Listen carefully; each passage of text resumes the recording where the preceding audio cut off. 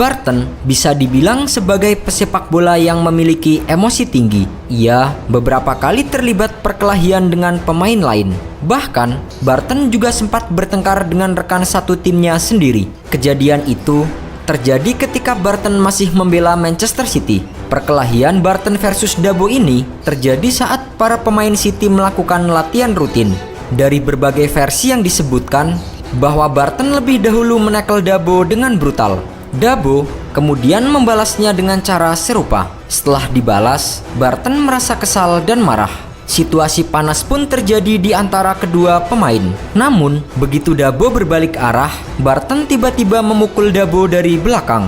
Perkelahian pun kemudian tidak terelakkan. Usai dipisahkan oleh para pemain City lainnya, Dabo pun harus menjalani pemeriksaan di rumah sakit. Pemeriksaan atas Dabo menunjukkan tidak ada cedera serius. Namun, hidung yang mengeluarkan darah, bibir sobek dan muka lebam menghiasi wajah pemain asal Prancis itu.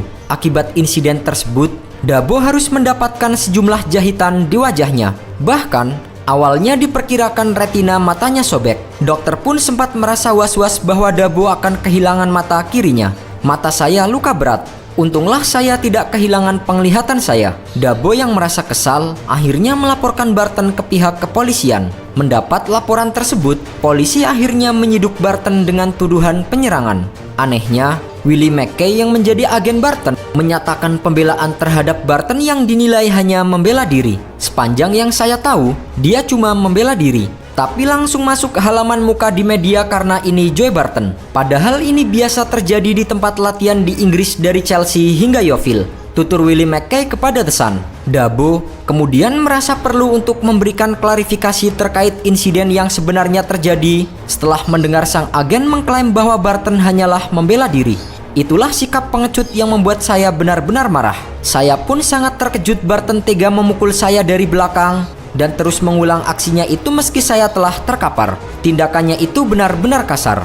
Dabo merasa perlu untuk meluruskan atau mengklarifikasi apa yang sebenarnya terjadi, terutama setelah di media massa muncul pembelaan dari agen Barton yang menuding justru Dabo lah yang berlaku agresif. Omong kosong.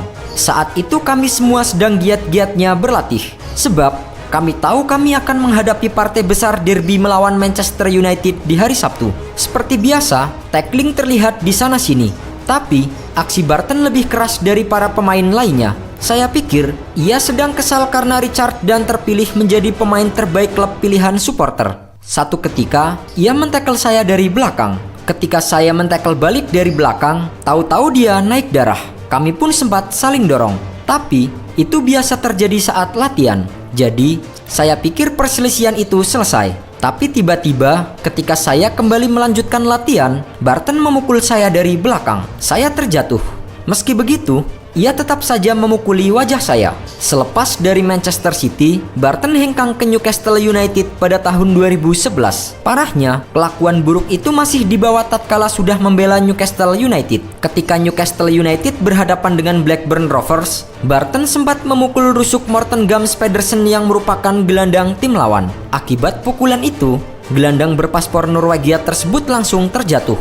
Awal mula pukulan itu muncul karena Barton tidak senang dengan senggolan yang terjadi sebelumnya dengan Pedersen. Tak hanya itu, pada 27 Desember 2007, Barton bersama dengan sepupu dan adiknya juga sempat terlibat dalam sebuah penyerangan terhadap dua orang pemuda di kota Liverpool dalam keadaan mabuk. Dalam insiden tersebut, Barton tertangkap kamera CCTV menghujani salah seorang pemuda dengan belasan pukulan dan membuat salah seorang lainnya mengalami patah gigi. Setelah kejadian itu, Barton pun sempat menginap di penjara hingga malam tahun baru.